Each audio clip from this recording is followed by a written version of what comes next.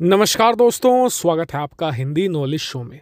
तो दोस्तों, हमारे यहाँ पर एक बड़ी कहावत है कि बुरे कर्म कभी आपका पीछा नहीं छोड़ते। अगर आपने किसी का बुरा किया है और बुरा करने के बाद आप हजारों किलोमीटर दूर जाकर भी बैठ जाओ, आपको उसका फल वहीं पर मिलेगा, वो भी सूद समेत। चीन के साथ भी ऐसा ही कुछ हो रहा है। दुनिया भर में जिस तरीके से कोरोना को लेकर चीन ने अपना प्रोपेगेंडा फैलाया, दुनिया भर के देशों का जिस तरीके से कोरोना पर मजाक उड़ाया, भारत में जिस तरीके से जलती चिताओं का चीन ने मजाक उड़ाया, अब चीन को उसका फल मिलना शुरू हो चुका है। मैंने आपको कल और परसों बताया था कि किस तरीके से गुआंगझाऊ में कोरोना वायरस फैल रहा है। इसके अलावा फौसान नाम का एक और शहर भी बंद कर दिया गया है। लेकिन अब चीन पर एक और बड़ी आफत टूट पड़ी है। हालांकि हमेशा की तरह चीन इसे भी बहुत डाउन प्ले करके चल रहा है। ये कह रहा है कि जी कुछ नहीं है, हम तो इसे चुटकियों में निपट लेंगे। लेकिन जो सच्चाई है वो कुछ और ही बता रही है। दरअसल हुआ कुछ ऐसा है, स्क्रीन पर आप देखिए, आज ही चीन के अंदर H1N1 वायरस का एक नया वेरिएंट मिला है। आप कहेंगे इसमें कौन सी बड़ी बात है?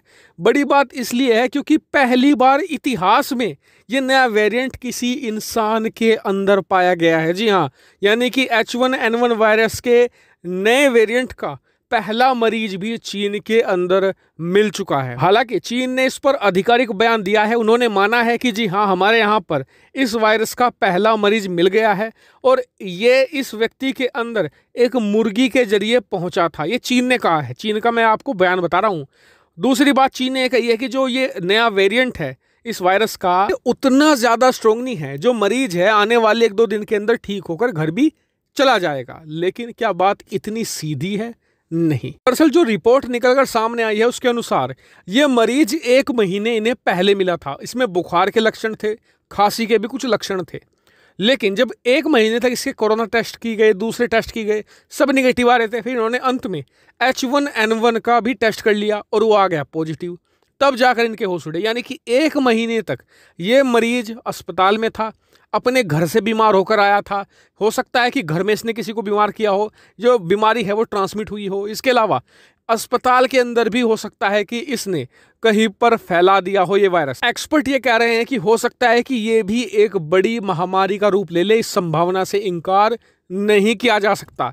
लेकिन क्या ये भी कोरोना की तरह दुनिया में फैल जाएगा? तो इसकी संभावना कम है। क्यों? क्योंकि एक तो दुनिया भर में मास्क का इस्तेमाल ज़्यादा किया जा रहा है। दूसरी बात, चीन से ज़्यादातर देशों ने अब ट्रैवल बैन करके रखा हुआ है। इसके अलावा भारत ने भी अपनी सीमाएं बंद करके रखी हुई हैं, एयर ट्रैवल को भी बैन करके रखा हुआ है। तो इसलिए भारत में या फिर दूसरे देशों में इसकी फैलने की संभावना कम है। लेकिन चीन के अंदर ही इसकी फैलने की संभावनाएं काफ़ी ज़्यादा हैं। लेकिन अब असली सवाल ये उठता है कि चलिए जो ट्रैवल बैन है ये कितना दिन रहेगा? 1 साल, 1.5 साल, ज़्यादा से ज़्यादा 2 साल। लेकिन चीन तो जो वायरस है उसे लगभग हर 1-2 साल में नया प्रोड्यूस करके दे रहा है दुनिया को। तो दुनिया कब तक चीन के प्रकोप से बचेगी? अब आखिरकार समय नहीं आ गया है कि एक परमानेंट सोल्यूशन ढूंढा जाए चीन से निकलने वाले इन वायरसेस का? क्योंकि ये देखिए, ये ऐसा नहीं कि कोरोना वायरस से स्टार्ट हुआ है। 1917 में भी स्पेनिश फ्लू वो भी चीन से ही फैला था। और जितना आप पीछे जाते जाएंगे आपको पाएंगे कि जो लगातार महामारियां हैं वो चीन से ही फैली है। जैसे कि यूरोप में जो प्लेग था वो भी चीन से ही आया था, जिसने यूरोप की आबादी को 1/3 तक खत्म कर दिया था।